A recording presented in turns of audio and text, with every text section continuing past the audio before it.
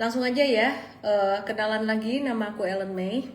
Aku di pasar saham dari 2007 dan sudah mengalami naik turunnya pasar saham kripto dari naik banget, turun banget, crash berkali-kali. Penyebabnya juga macam-macam, history repeat itself, tapi juga ada satu prinsip, this time is different. Artinya setiap crash itu penyebabnya beda-beda, tapi yang tidak berbeda adalah psikologi market. Nah, jadi buku ini, buku Morgan Housel yang kedua, Same as Ever, ini dia menjelaskan tentang hal-hal apa saja sih yang tidak berubah.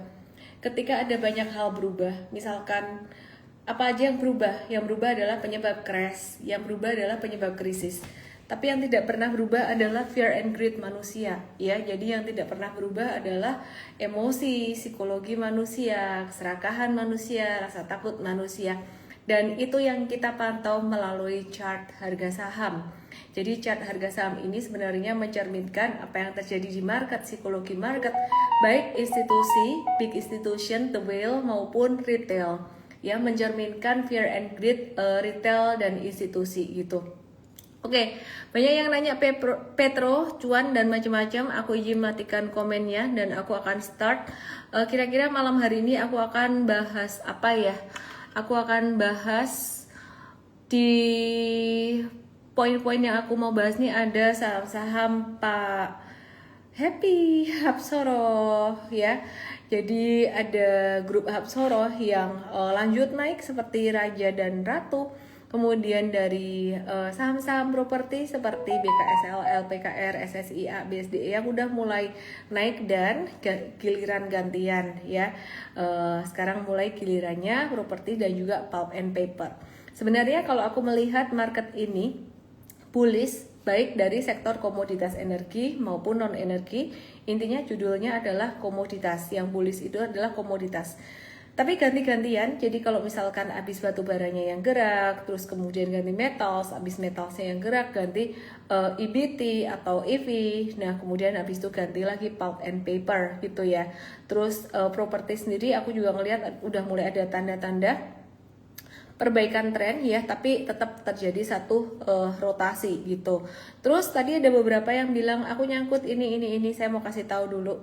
Sebelum kamu bilang dirimu nyangkut ya, mungkin yang perlu kamu pahami adalah definisi dari nyangkut itu apa. Definisi dari nyangkut adalah saham jatuh breakdown dengan volume besar dan kamu nggak bisa keluar lebih dari 20%. Itu namanya nyangkut gitu ya, lebih dari 20%. Nah, jadi kalau saham turun dengan volume transaksi yang masih bagus, itu namanya turunnya sebenarnya normal retracement.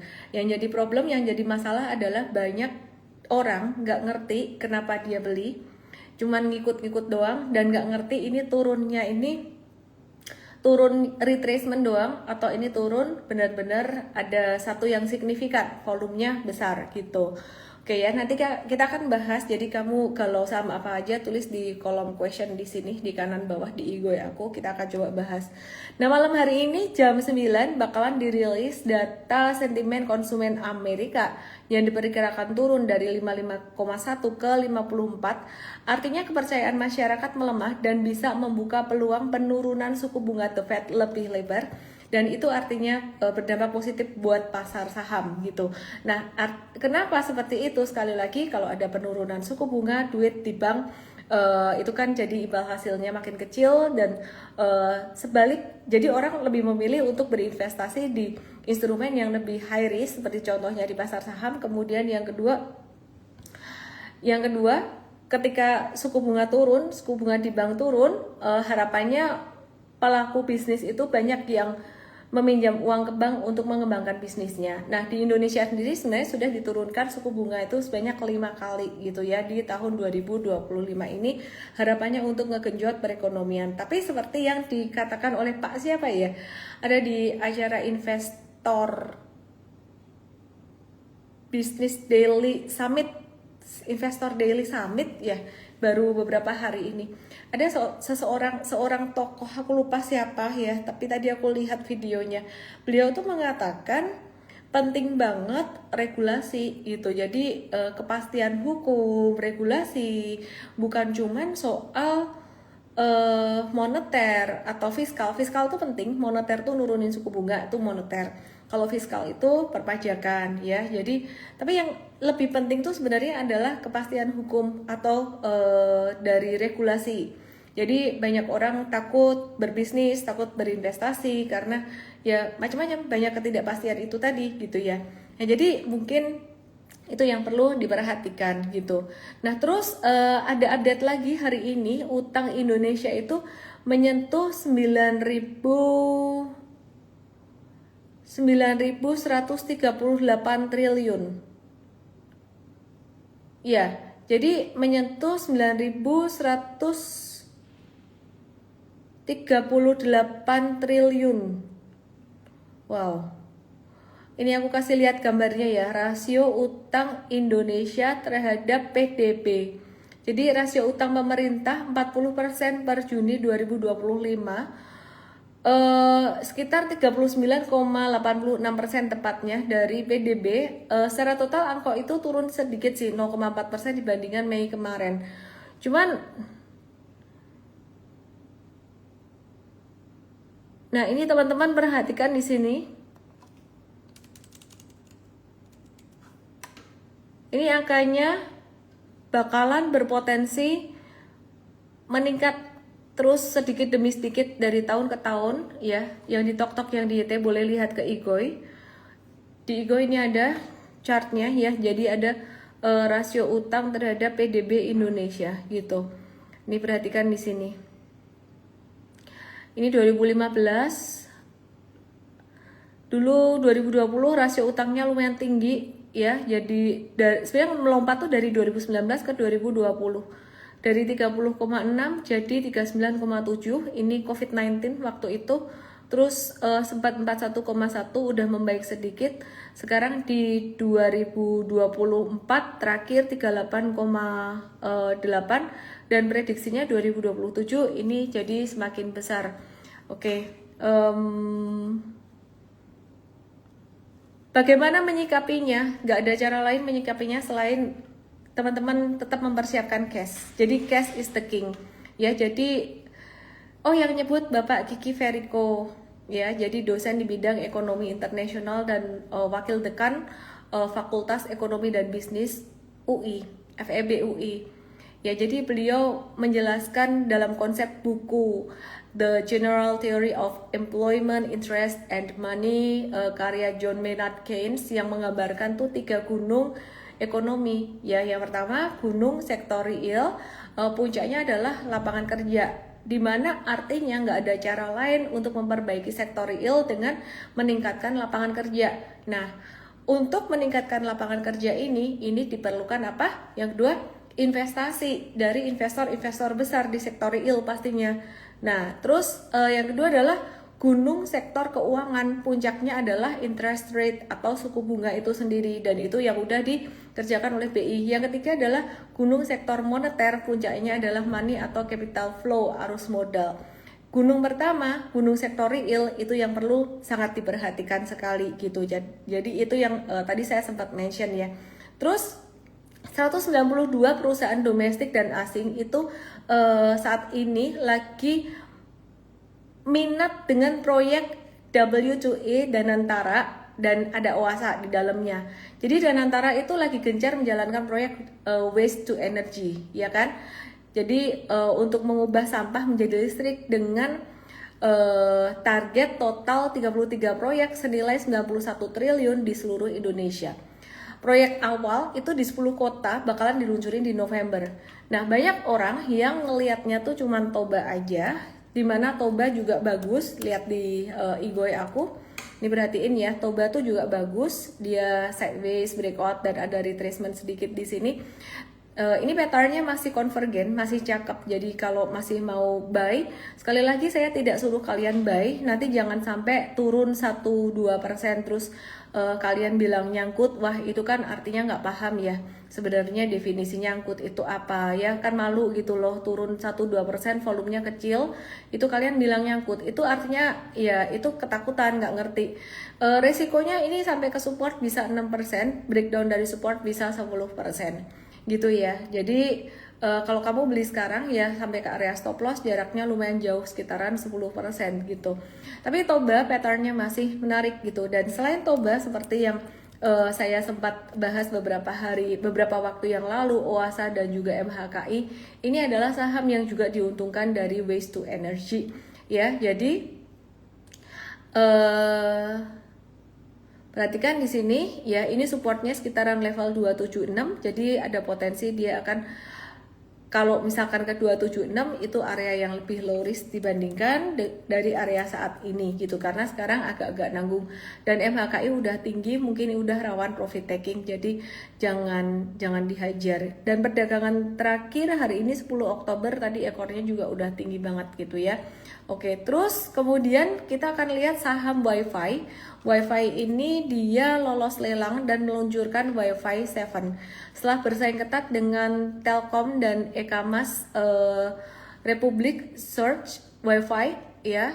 Jadi WiFi ini PT Solusi Digital Tbk ini dia berhasil lolos seleksi pita frekuensi 1,4 GHz untuk layanan akses wireless pita lebar ya. Jadi dari sini sebelum keluar berita bagus ini sudah kelihatan pattern anak tangganya dia. Ini pattern super tradernya dia sebenarnya dari awal 2025 kemarin ini belum rapi. Wah, kalau gitu GIAA belum rapi bisa juga dong dilirik. Mungkin ada yang berpikir seperti itu, kayak gini sih belum rapi kayak gini. Jadi GIAA juga banyak yang nanya belum rapi patternnya. Kita akan watch ya, nanti kita akan bahas ya. Nah, terus kemudian sideways panjang, breakout lagi, dan ini sideways panjang, ini breakout lagi.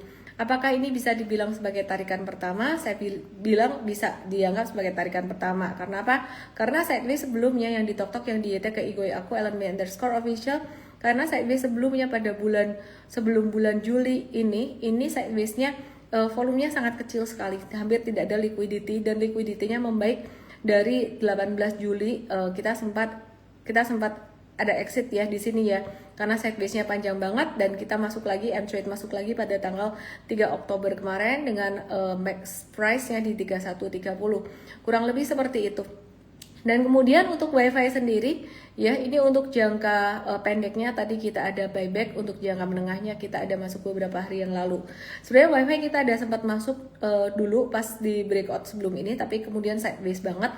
Yang di TokTok yang di YT mungkin lihat ke Igoi supaya bisa melihat apa yang aku maksud di Igoi ini ya. Nah, bagaimana view-nya WiFi? Menarik.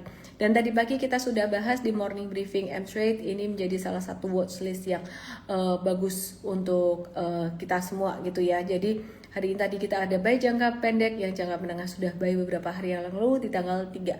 Nah, mari kita lihat sekarang saham-saham grup Hapsoro, Raja dan Ratu yang juga masih aktif ya. Jadi Raja dan Petro ini mengakuisisi dua entitas, yaitu PT Havardaya Konstruksi HDK dan PT Havardaya Samudra atau HDS.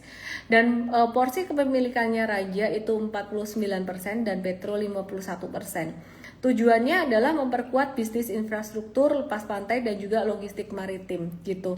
Nah, efeknya apa? Efeknya dia memperluas sumber pendapatan Raja di berbagai sektor energi ya, terintegrasi atau integrated energinya. Nah, untuk Raja sendiri ini teman-teman perhatikan, ini tarikan pertama setelah sideways. Tarikan pertama ini teman-teman udah ketinggian, jadi kalau kalian mau masuk di level sekarang ini agak riskan sebenarnya. Dan kalau diperhatiin di sini ini kayaknya all time high ya. All time high itu breakout yang cakep banget, jadi udah nggak ada resistance lagi. Sehingga kalau kita ditanya resistance-nya apa, sebenarnya udah nggak ada resistance, tapi secara sistem kita mesti ngasih resistance. Jadi ini resistance-nya round number aja gitu, jadi sekitar area 6000 gitu. Cuman kalau saham break all time high itu the sky is the only limit and it's very beautiful. Nah, kita menunggu retracement-nya Raja ini. Kalau belum punya, kita menunggu retracement, beautiful retracement. Kalau turun dengan volume kecil sampai 4230, 44 itu adalah best price-nya bagus, tapi belum tentu sampai turun sedalam itu. Congrats untuk M traders yang punya Raja, yang belum tolong harap bersabar ya. Harap bersabar gitu ya, jangan langsung beli-beli. Dan buat kalian yang bergabung dengan M-Trade 1-2 hari terakhir ini, tolong banget M-Trade Academy-nya ditonton. PR nomor satunya M-Trade Academy, bukan saham-saham di Trading Ideas. Ini adalah screener-nya, ilmunya ada di sini, tolong ditonton ya. Kita udah bikin warnanya yang biru nyeter ini tok, biru ini tok. Yang lain warnanya kita bikin ya nggak biru begitu, supaya kalian bisa lihat oh biru ini M-Trade Academy, oke ya. Nah, jadi congrats untuk M-Traders udah cuan 87-89%. Raja mungkin sebentar lagi kemungkinan besar akan menjadi salah satu saham multi-bagger kita. Kenapa nggak kasih tahu sih dari dulu-dulu? Kalau tahu dia bakalan jadi multi-bagger, kita tidak pernah tahu saham mana yang bakal jadi multi-bagger. Kita melihat saham yang sideways breakout itu adalah pattern yang bagus. Tapi kita bukan memprediksi sebenarnya, kita ngelihat aja apa yang terjadi. Nah, mari kita lihat Petro, apa kabarnya Petro? Kerjasama antara Raja dan juga PTRO mengakuisisi HDS dan HDK. Nah, Petro ini juga cantik banget chartnya, cuman sama seperti Raja, jangan dihajar di atas. Biarkan dia ada retracement dulu. Jadi kalau PTRO, kalian kalau join M-Trade kita akan remind. Jadi kita kalau nungguin kayak gini ya, ini support ini sebenarnya bukan angka atau harga mati gitu. Kalau kayak ini 38,2% di 6050 kamu harus beli di area itu, 5550 harus beli di area itu. Enggak, ini cuma perkiraan aja. Jadi kalau misalkan nanti ternyata retracement ya sideways-nya ke samping, enggak sampai dalam banget, M-Trade bisa buy di situ ya. Sebagai contoh yang sideways ke samping adalah saham ENRG, di mana ENRG dulu sempat memberikan cuan M-Trade sekitaran 140-an persen sampai di sini, dan kemudian teman-teman perhatikan di sini ini sideways-nya dia ke samping, very beautiful sideways. Oke, terus kemudian selain aku kok kepengen ngebahas sahamnya Papa Pepe ya gitu, sahamnya kok Aguan kok belum jalan ya, nunggu giliran aja.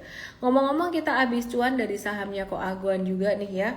Jadi ada saham Pani yang kita sempat profit taking beberapa hari kemarin, itu cuan 11-13%.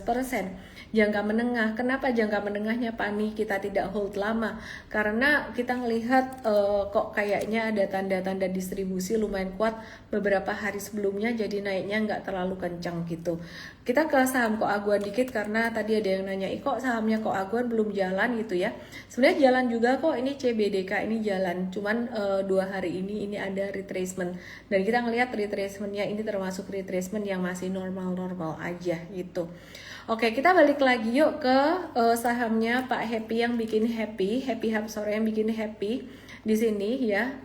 Nah, perhatikan di sini ya, ini 47-48% di M-Trade cuannya.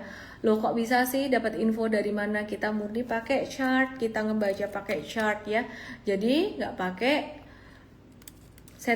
pakai bisikan-bisikan, ini mau naik, itu mau naik. Biasanya kalau dibisikin kayak gitu malah kami berhati-hati. Kenapa? Bisa jadi kita dijadiin tempat buangan. Ratu 48-55%.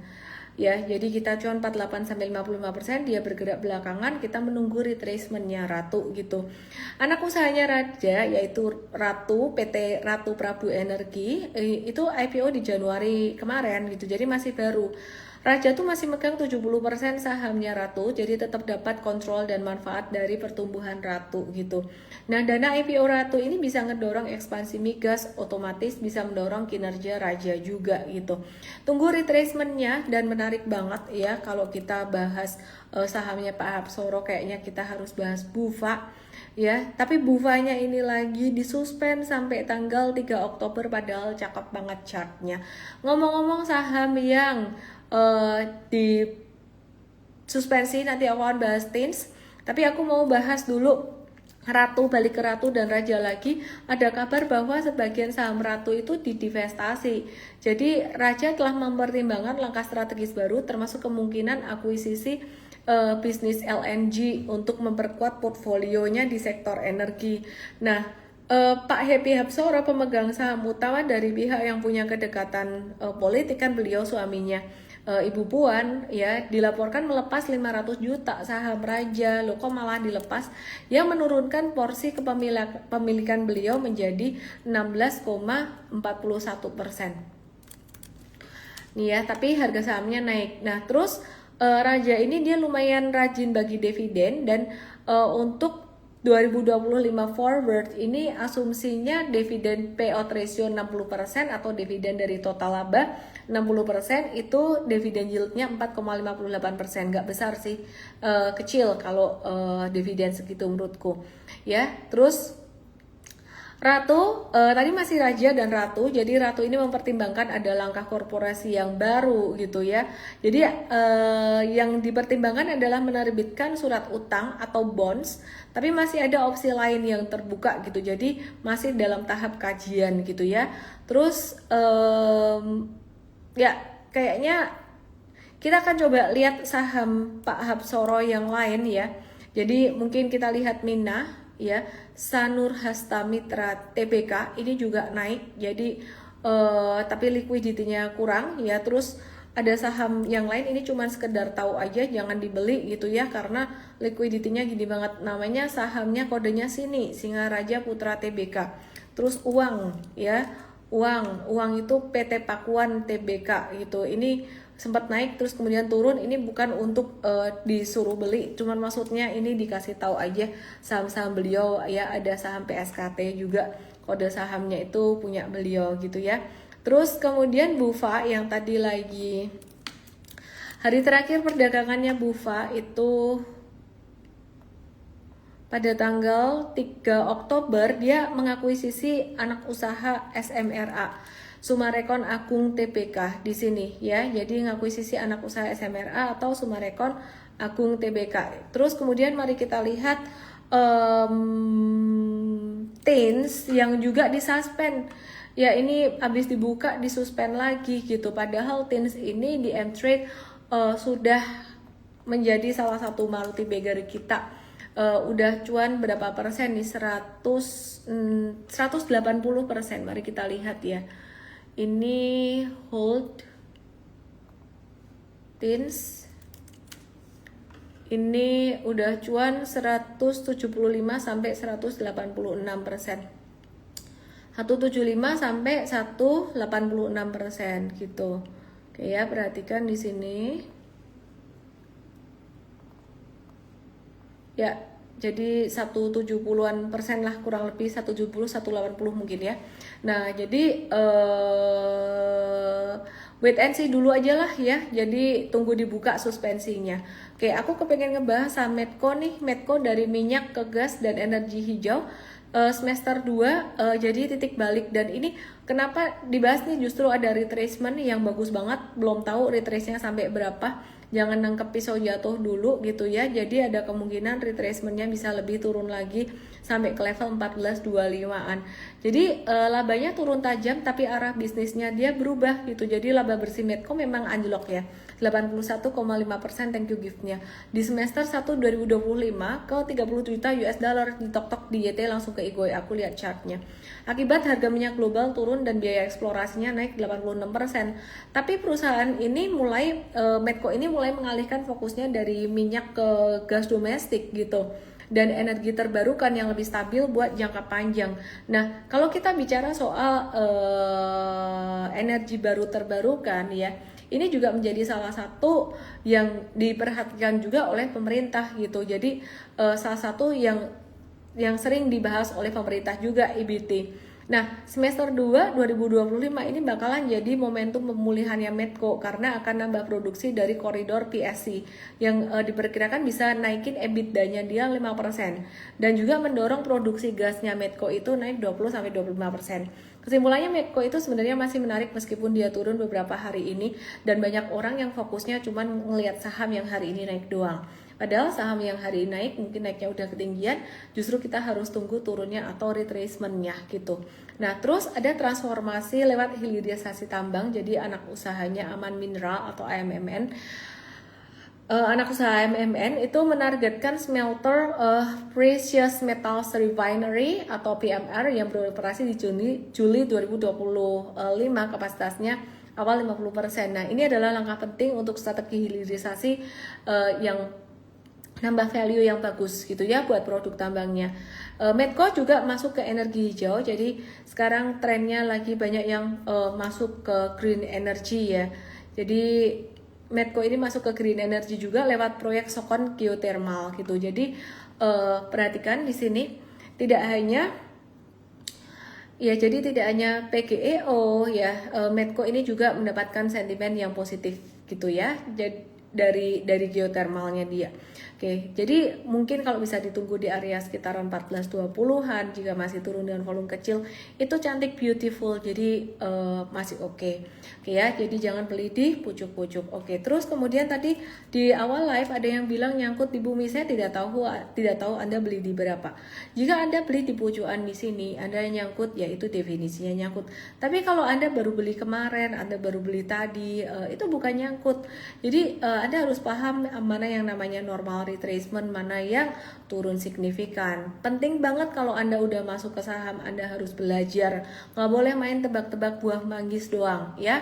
Jadi untuk bumi sendiri ini masih koreksi yang normal ya. Jadi masih normal correction. Jika mungkin beberapa hari kemarin itu ada masuk di bumi, mungkin tanggal 7 ada masuk di bumi, masuknya sudah di retracement, tapi retracementnya mungkin masih ada retracement lagi, ya sudah sabar tunggu saja. Kenapa? Selama dia masih konvergen, ini masih pattern yang cakep, masih pattern yang baik ya. Disclaimer buat yang belum tahu caranya, cari tahu caranya, jangan cuma dengar oh ini masih bagus. Kenapa? Pahami, start dari belajar di acara M-Trade Start besok catat di jadwal kamu. Jangan jalan-jalan dulu, jangan pergi-pergi dulu. Kalau olahraga ya olahraga bagian dikit. Jam 10 pagi, make time jam 10 pagi, WIB, duduk, diam, belajar. Karena dengan belajar di M-Trade Start ini webinar 2 jam yang saya desain untuk pemula, supaya pemula itu bisa ngerti cara menganalisis semua ini dari awal. Jadi bukan cuma ngikutin apa kata Ellen, apa kata coach, oh buy ini, buy itu, sell ini, sell itu, tapi setidaknya belajar untuk memahami the why and the how. Belajar memahami cycle-nya bagaimana. M-Trade Start adalah kelas baby-nya. Kayak kalau sekolah itu mungkin kelas TK-nya atau kelas 1 SD. M-Trade itu ada kelas mungkin SMP, SMA-nya. Kalau workshop Super Trader itu adalah kelas kuliahnya. Gitu ya. Apakah perlu harus sampai kelas yang tinggi-tinggi banget kuliahnya? Sampai M-Trade aja cukup. Tapi kalau kamu bisa sampai ke workshop Super Trader, kamu bisa ciat jurusnya sampai ke berbagai instrumen. Oke, aku mau ke saham yang lain, yaitu aku mau bahas ke saham BKSL. Nah, BKSL ini lagi punya 3 katalis penting. Ada persetujuan SEC, itu serah terima genting blok 2 triliun ya, mencapai 8% dari market cap-nya, sambil aku gambar secara chart-nya ya. Dan peluncuran Bioton gitu. Nah, jadi dari sisi kepemimpinan juga ada 4 komisaris baru yang berlatar belakang pemerintah dan CEO baru dari grup global, yang diharapkan bisa memperkuat arah bisnisnya BKSL ini. Jadi tidak hanya secara fundamental ya, yang dia ada perbaikan debt to equity ratio-nya turun dari 20,5% ke 16,6%. Kita juga melihat BKSL ini secara chart ini juga menunjukkan tanda-tanda perbaikan, di mana dulu merah tebal, sekarang juga udah mulai hijau-hijau tebal, dan kita spekulatif buy on weakness ya, mulai ada bunga cuan gitu ya. Oke, disclaimer teman-teman semuanya, best price di 129, dan jangan pernah kamu beli saham kalau kamu belum tahu caranya. DM aku M-Trade Start, EMTRADESTART, atau buat yang baru mau belajar di sini di Igoi aku ada linknya EMTRAD.id_LIVE. belajar yang benar untuk persiapan kamu pensiun. Loh, persiapan pensiun bukannya saham dividen, passive income. Perlu yang aktif juga. Aktif apa? Aktif untuk otak dan aktif untuk mendatangkan cuan-cuan-cuan. Tanpa kamu harus banyak beraktivitas fisik. Bisa di rumah, bisa di pantai, di mana aja asal ada internet. Oke, mari kita ke SSIA. Ekspansi besar ya. Jadi SSIA BYD di Subang Metropolitan itu BYD bukan cuma membeli lahan 108 hektar tahun lalu, tapi berencana nambah lagi total lebih dari 200 hektar gitu ya. Bakalan jadi pabrik BYD terbesar di kawasan ini. Artinya SSIA itu mendapat reputasi besar sebagai developer kawasan industri utama di rantai pasokan EV atau mobil listrik gitu. Nah, setelah BYD masuk ini membuka jalan ya. Jadi banyak calon tenan lain dari sektor otomotif, alat berat, bahan bangunan dan elektronik tuh mulai tertarik. Jadi kayak pancingannya bagus banget. Nah, efeknya apa? Penjualan lahan atau land sales-nya dia di 2025 itu diproyeksi bakalan melonjak 110 hektar. Tidak heran Grup Jarum masuk. Kenapa saya suka SSIA? Beberapa waktu kemarin kita sempat bahas terus di internal M-Trade.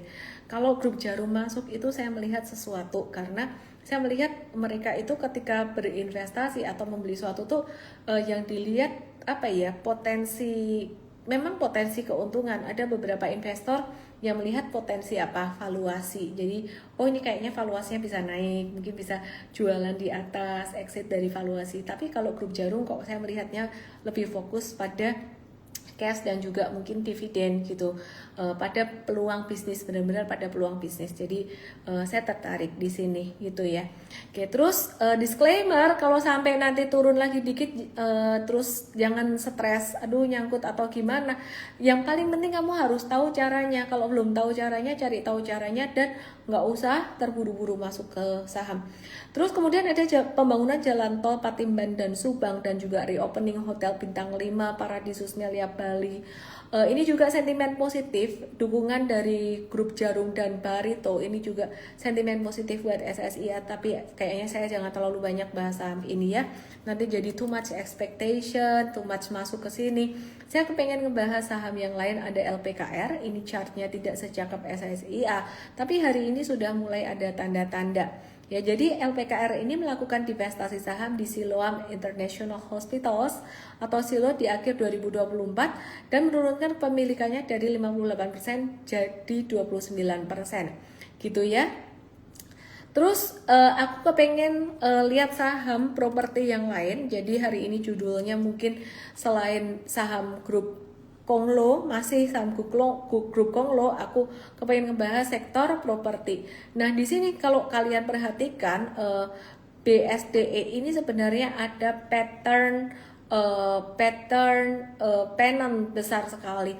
Buat yang udah join M-Trade Academy beberapa hari kemarin kan saya ada bahas ya, di live tuh saya bahas segitiga. Itu sebenarnya di M-Trade Academy semuanya udah ada. Saya minta tolong para user M-Trade kita, member M-Trade kita, kalian sudah punya akses. Ini menu utama, makanan utama kalian, tolong diperhatikan, dipelajari baik-baik yang biru ini, biru nyeter ini ya. Jadi oke. Jadi hari ini kita ngelihat ini area retracement sideways-nya BSDE ini beautiful gitu ya. Jadi turun dengan volume transaksi kecil dan setelah sideways ini cakep. Oke, terus kemudian bagaimana dengan sektor properti yang lainnya? P1 patternnya tidak secakep BSDE, tapi tetap kita akan watch. Demikian pula juga dengan CTRA tidak secakep BSDE karena BSDE dia cuma setengah tiang doang. Segitiganya kalau ini sampai jatuh gitu. Terus kemudian SMRA dia juga tidak secakep BSDE, technically paling cakep dari 4 itu BSDE. Valuasi SMRA murah, BSDE juga Sebenarnya sektor properti kebanyakan murah semua gitu. Terus kita mau lihat dari sektor TKIM, pulp and paper, TKIM dan INKP. TKIM perhatikan di sini dia sideways dan juga area supportnya di area 6.800, kalau bisa dapat di situ pasti lebih oke. Hari ini udah mulai ada tanda-tanda hijau, cuman dia masih di trend sideways gitu ya. Saran saya Bapak Ibu jangan langsung hajar beli sebelum Anda belajar. TKIM, INKP udah mulai ada tanda-tanda hijau. Potensinya naik besar atau enggak, lebih bagus sektor properti atau gimana, semuanya bagus, tapi aku ngelihat sektor energi, sektor komoditas itu masih yang terbaik ya. Ada beberapa yang ketinggian, ditunggu retracementnya, kayak Medco udah mulai retrace, Bumi udah mulai retrace, itu adalah tanda yang bagus gitu ya. Oke, aku akan cek Q&A nya. Aku ngantuk, hobinya bobo. Untung tadi nggak ketiduran, memilih olahraga daripada tidur tadi, daripada kebablasan. SSIA bahas, Edibon sudah, Antam Arci, BRMS, MBMA, Bumi Mapi.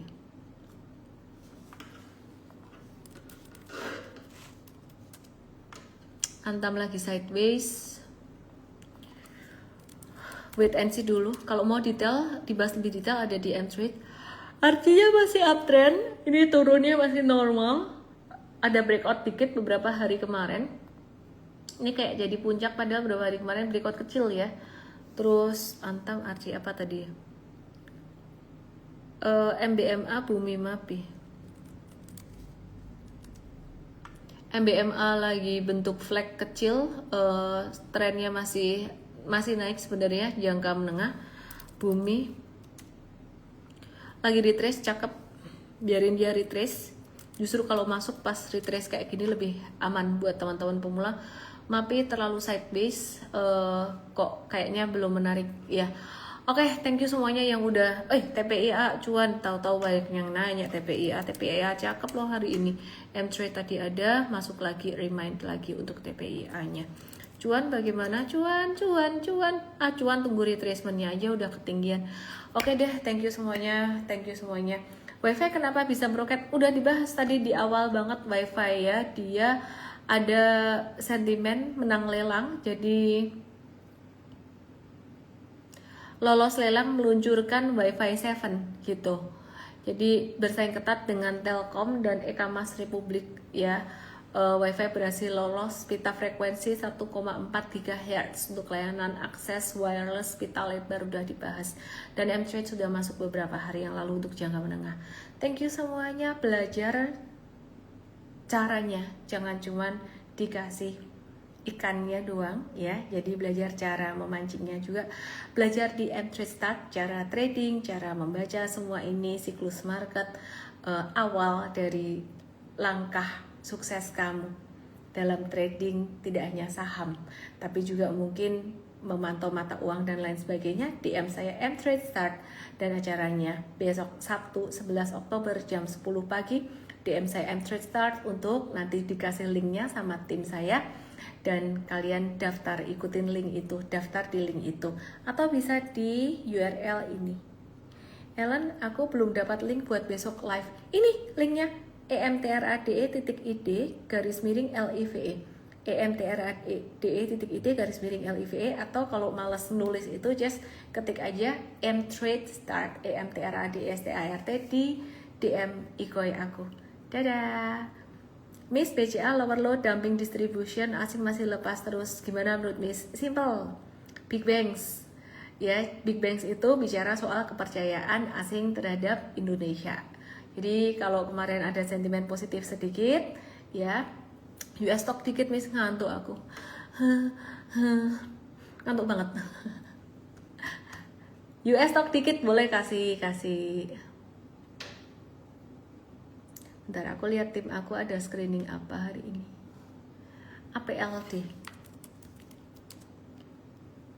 APLD breakout, tunggu retracementnya. Kita suka lihat saham yang breakout gitu. Kalau di US stocks nih nambahin watchlistnya kalian ya. Ya breakout si APLD dan tunggu retracementnya ya. Terus CCJ Kameko, ini bekas breakout juga. Jadi kalau mau buy sekarang, buy breakout malam hari ini sih, ini menarik. Cuman disclaimer on, kalau kalian belajar di M-Trade Start, ini jadi awal kalian bisa trade US stocks juga ya. Udah gitu aja, see you tomorrow. Saya Ellen May, salam profit, selamat malam. Besok jam 10 pagi ya.